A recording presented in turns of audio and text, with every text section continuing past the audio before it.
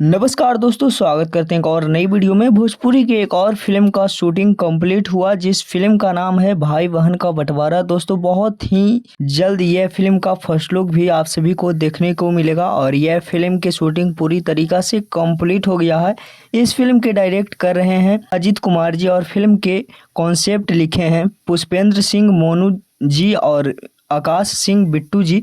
इन दोनों ने मिलकर इस फिल्म के कॉन्सेप्ट को लिखे हैं। दोस्तों, फिल्म के स्टार कास्ट में नजर आएगी संजना पांडे, अनूप अरोरा और भी भोजपुरी के अन्य कलाकार इस फिल्म में आप सभी के बीच नजर आने वाली है। दोस्तों, फिल्म के लिए कितना ज़्यादा एक्साइटेड है नीचे कमेंट बॉक्स में कमेंट करके बताइएगा। अभी की खबर यही है कि भाई बहन का बंटवारा फिल्म के पूरी तरीका से शूट को कंप्लीट कर लिया गया है और बहुत ही जल्द यह फिल्म आप सभी को बीच देखने को मिलेगा। बहुत ही जल्द दोस्तों यह फिल्म के फर्स्ट लुक और ट्रेलर को आप सभी के बीच में रिलीज किया जाएगा।